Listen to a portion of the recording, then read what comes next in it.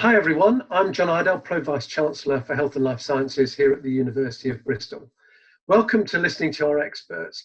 This is the first in a series of podcasts. We want these to be a little bit like fireside chats, where I'll discuss some of the incredible work that's going on related to COVID-19, identifying COVID-19, testing for it, identifying new treatments, and identifying vaccines and vaccination strategies. And I'm speaking with some of our world-leading experts who are leading the charge in this area.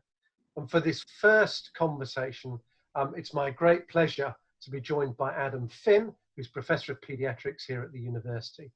Adam studied medical science at Cambridge and completed his medical degree at Oxford before moving on to a series of clinical placements and ultimately becoming a professor here at Bristol, where he's director of the Bristol Children's Vaccine Centre and chair of the WHO's European Technical Advisory Group of experts on immunisation.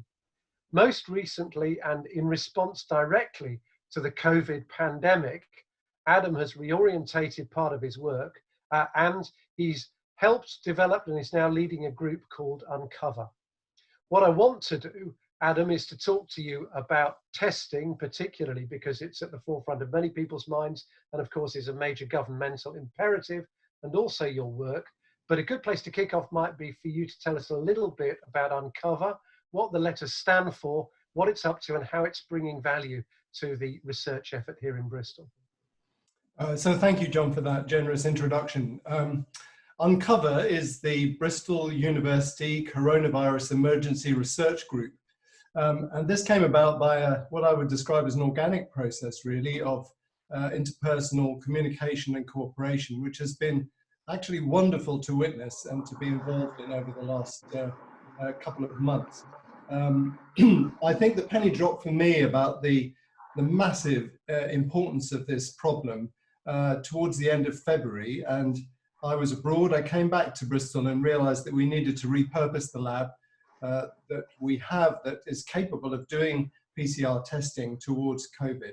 But very quickly started to connect to other academic colleagues across the school and elsewhere in other faculties who also were recognizing the need to respond to the epidemic and do something about it. This was all before the university closed and other work stopped. And it wasn't long before we were speaking to each other every day on video conferences, of course, quite quickly, and we decided we should give ourselves a name and an identity. What I can say without going into too much detail is it's been wonderful to bring people together and to see how they solve each other's questions and create opportunities. And the momentum, the rapid gathering of momentum of effort that we've been able to bring forwards with support from people like yourself at the top of the university over a matter of really a very small number of weeks. Okay, that's fantastic to hear.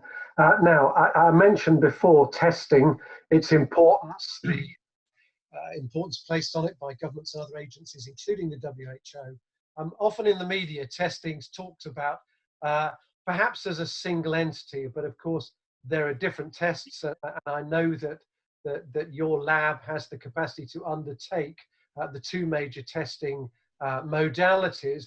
It'd be really interesting to hear your take on testing, describing those two, what the future challenges are likely to be and what role Bristol could play. Well, the first test is the test for the virus, polymerase chain reaction PCR. This is something we realized almost at the start we needed to be able to do. We recognized that the NHS labs, the Public Health England labs, were going to be fully occupied in testing patients and now more recently staff, and they really wouldn't be in a position to undertake some of the important research questions that needed to be done.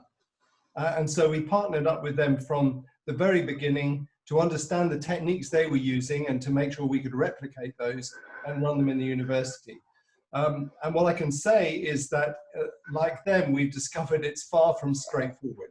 The tests that were recommended by the WHO are not simple and straightforward or even necessarily very reliable ones.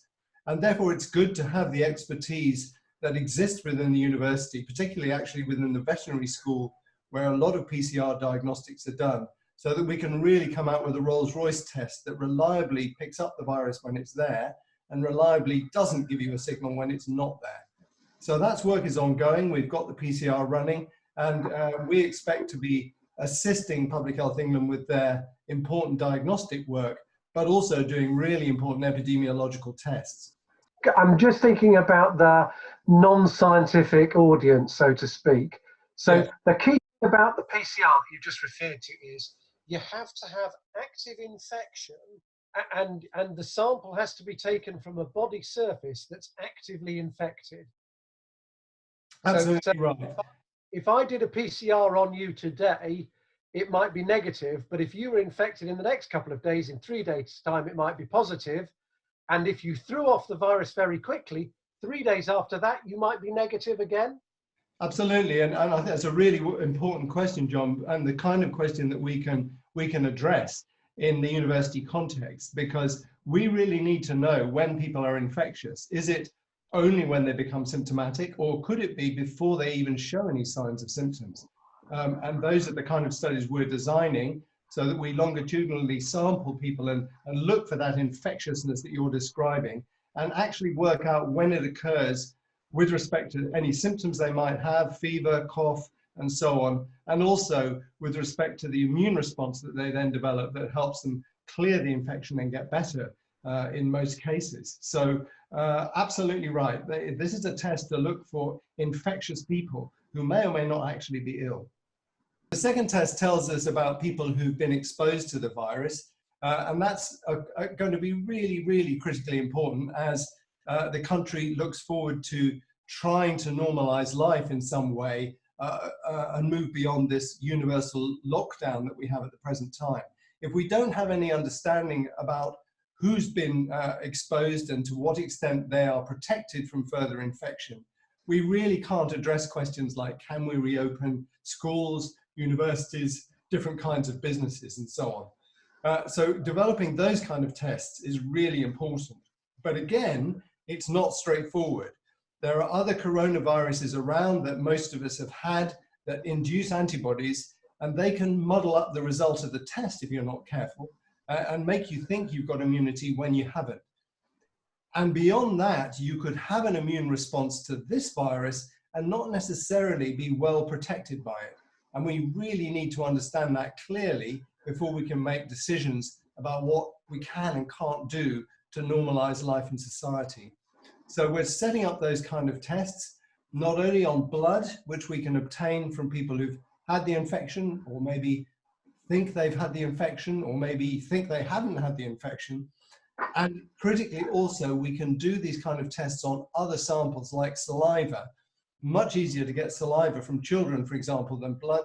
And if we can get a reliable test on saliva, and working with folks at Bristol on the ALSPAC study, for example, where we've got very detailed information on a large number of families living in the area, we can begin to figure out what kind of population immunity exists. That's fantastic. So in terms of understanding that immunity that you referred to, you explained very carefully that having an immune response to the virus may or may not be protective, or may be protective to a greater or lesser extent. Does that sort of information also then go on to inform a vaccine strategy? It does. I think it's important to understand that immunity to getting the infection and the immunity that you might induce with a vaccine could be quite different. So we could be in a situation, for example, where having the infection gives you some protection. It must give you some protection or you wouldn't get better, but maybe not great protection. But a vaccine might work much better. It might give you better protection or a lot more long-lasting protection. But either which way, defining what good protection, good immunity looks like is very useful. And we need to be able to do that both for people who've been infected and going forward for people who are receiving vaccines. And indeed, this is the very day today when the first human subjects are receiving a vaccine in this country. And I understand that Bristol is playing a part in the first of the vaccine trials. Is that correct?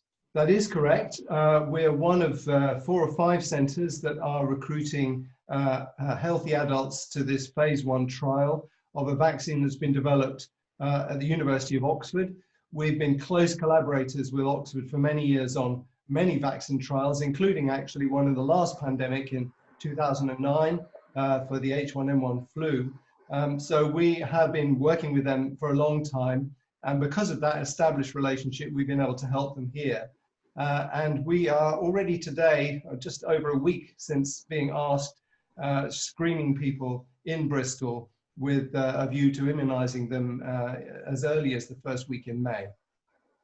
That's terrific. That's fantastic news as well. Okay. Do you want to just tell us a little bit, Adam, about your own research pre-COVID, just to give us an idea of the Adam Finn that was a key part of the Bristol research infrastructure before this maelstrom descended upon us? Well, yes, sure, I'll do that briefly. I'm a pupil of an eminent vaccinologist called Stanley Plotkin, who invented the rubella vaccine. I was enormously fortunate to be a fellow in his clinical unit and laboratories in Philadelphia in the 1980s. And that's really driven the course of my career. And I've been working on vaccine trials since the early 1990s. What's brought, the theme in my work really is the fact that vaccines don't only protect the individual against the disease, but in many cases also reduces the risk of transmission of infections in the broader population. And so all of our work has been focused on that, trying to understand that mucosal immunity usually, which determines whether a person is or isn't infectious. Actually, most of our work has been around bacterial infections that cause meningitis, like pneumococcus and meningococcus. But recently, we've begun to recognize the interaction between viruses and bacteria, and how having respiratory viruses can actually predispose you to transmit and to suffer from bacterial infections.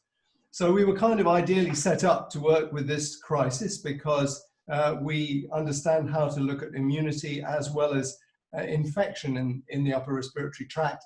And it was a natural decision really to switch over and repurpose what we're doing to this coronavirus problem. Well, it's fantastic, Adam. It's fantastic you've been able to do that. It's tremendous. I mean, you and your colleagues obviously are a huge credit to the university. Thank you very much for taking the time to speak to me. I know you're incredibly busy. We're all really grateful, and good luck with your endeavours. Oh, thank you for those good wishes, John. It's been a real pleasure talking to you. Great, thank you.